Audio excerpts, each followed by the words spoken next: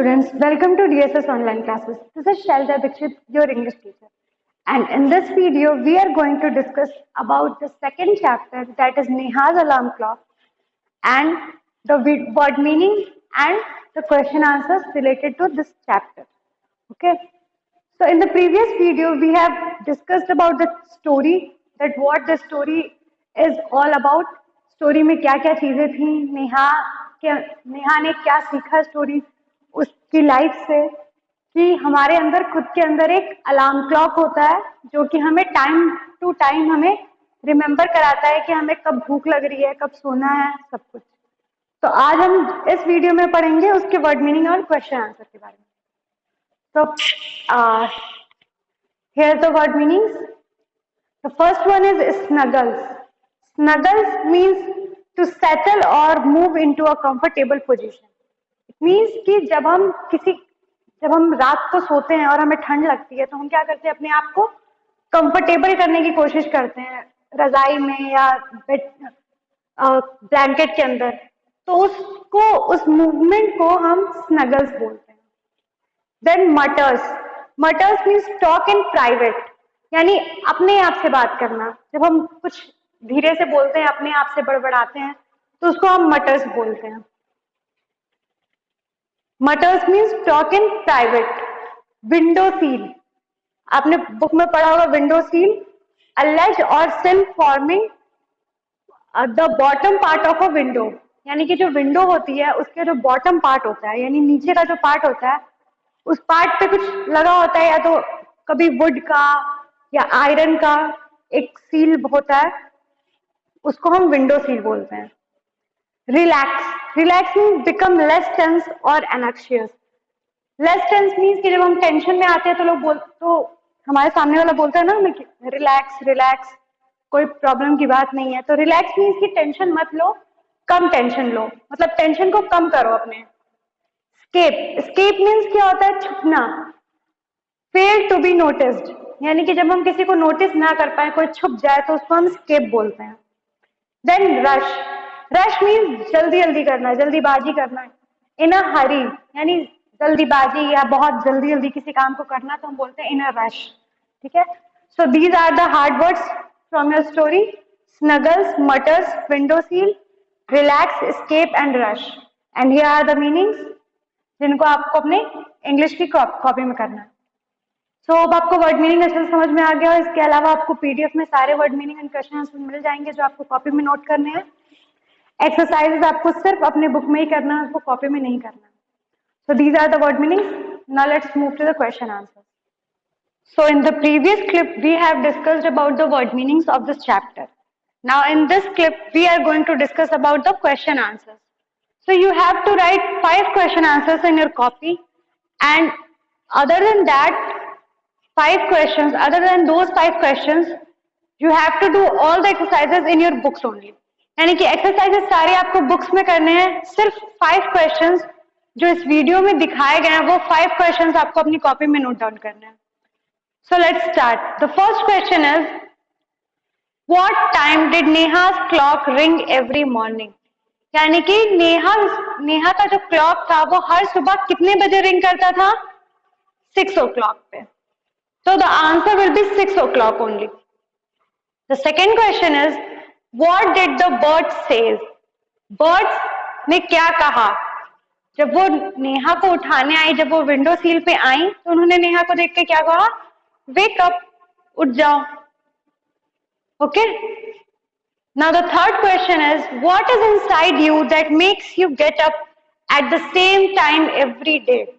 It means कि तुम्हारे अंदर ऐसा क्या है जो तुम्हें हमेशा हर सुबह सेम टाइम पे उठा देता है. तो there is a clock inside our body. Our body clock, हमारे बॉडी के अंदर जो क्लॉक है वो हमेशा हमें टाइम पे उठा देता है. यानी जो टाइमिंग हमारी हमेशा, जो हम टाइम से उठते हैं, उस टाइम पे हमें हमारा बॉडी क्लॉक अपने आप जगा देता है. If there is no clock in the house to wake up in the morning, how will you wake up? Will you continue to sleep or? It means कि अगर आपके घर में क्लॉक ना हो उठाने के लिए, तो आप कैसे उठोगे? क्या आप हमें, या फिर आप सोते ही रह जाओगे? तो the answer is no, I will wake up. नहीं, मैं सोता तो नहीं रह जाऊंगा, उठूंगा। कैसे? I will wake up by the sound of chirping of birds, यानी कि चिड़ियों के चहचहाट की आवाज से। बेल ऑफ टेम्पल, यानी अगर आपके आसपास कोई मंदिर है तो उसका बेल, या फिर आपके घर में मंदिर है जहां पे आपकी मम्मी पूजा कर रही हैं तो उसके बेल से आप उठ सकते हो। और due to the light of bright sun, और सूर्य की रोशनी से जो कि आपके रूम में पूरी तरह से स्प्रेड हो जाती है। तो दीज आर सम वेज जिससे कि हम क्लॉक के बिना भी उठ जाते हैं कभी। ठीक है, so these are the 4 questions. Now let's see the fifth questions. So the fifth question is, what are the different ways of knowing the time during the day? It means कि हम कैसे अलग अलग तरीके से टाइम को जान सकते हैं कि क्या टाइम हो रहा है।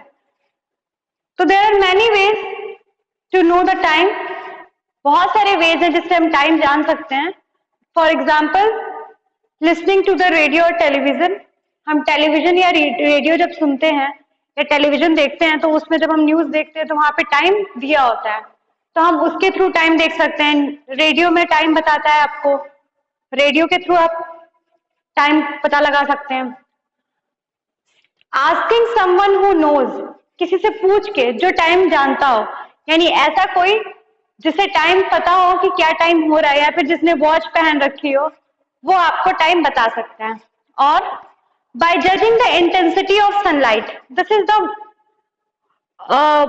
Very old way of knowing time. It means कि जब हम, मतलब एंशियंट टाइम्स में जब क्लॉक का इन्वेंशन नहीं हुआ था, जब क्लॉक नहीं बने थे, जब लोगों को नहीं पता था कि क्लॉक क्या होता है, कैसे क्लॉक में टाइम देखा जाता है, तो सनलाइट की इंटेंसिटी को जज करके लोग टाइम का पता लगाते थे।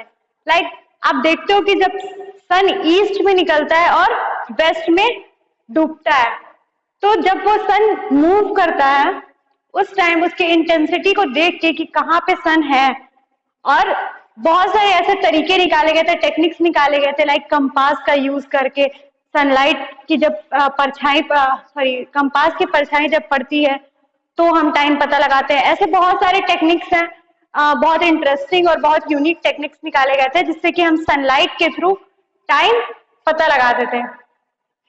So these are 3 examples of ways by which we can know the time: listening to the radio or television, asking someone who knows, by judging the intensity of sunlight. So these are the 5 questions you have to do in your notebook, English notebook. And other than these questions, all the exercise, you have to do all the exercises in your English book only. यानी कि जितनी भी exercises हैं वो आपको सिर्फ अपनी English की book में करनी है, and these 5 questions you have to note down in your English notebook. In 5 questions को आपको अपने इंग्लिश नोटबुक में करना है। इनका आपको पीडीएफ इस वीडियो के बाद आपको उसका पीडीएफ मिल जाएगा। सो होप आपको ये क्वेश्चन आंसर्स, वर्ड मीनिंग सारे समझ में आए हो। तो मिलते हैं फिर नेक्स्ट क्लास में। Till then, thank you class.